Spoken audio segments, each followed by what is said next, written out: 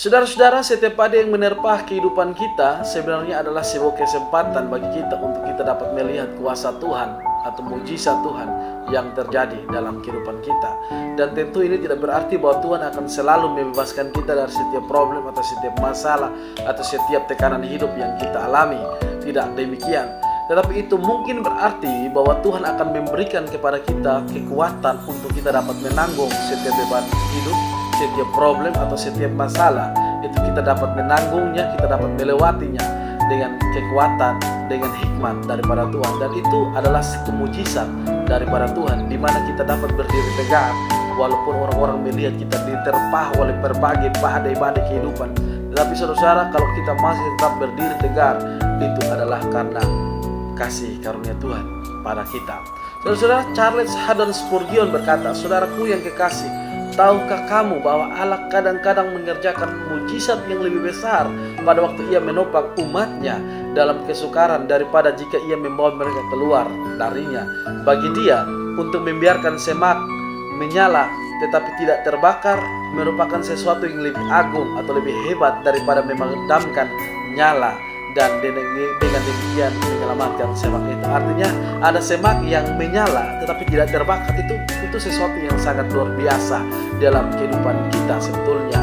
Demikian juga kalau kita diterpa masalah, diterpa gelombang badai dalam kehidupan saya dan saudara, tetapi kita tetap beriman kepada Tuhan, kita tetap tidak kehilangan kepercayaan kita terhadap Tuhan, itu adalah sesuatu yang sangat luar biasa sekali dalam kehidupan saya dan saudara.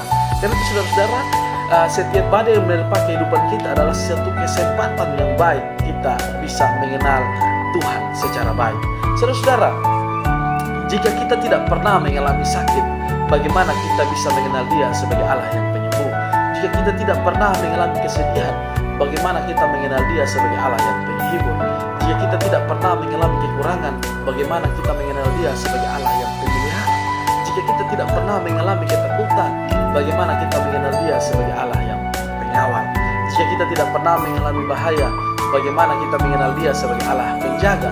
Jika kita tidak pernah mengalami kesendirian, bagaimana kita mengenal Dia sebagai seorang sahabat bagi kita?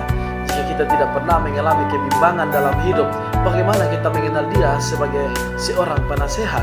Jika kita tidak pernah mengalami yang namanya tuduhan, cacian, makian, bagaimana kita mengenal Dia sebagai Allah yang pembela kita? Jadi saudara-saudara, jangan pernah mengeluh, jangan pernah bersungut-sungut, jangan pernah kehilangan harapan kita dan kepercayaan kita kepada Tuhan.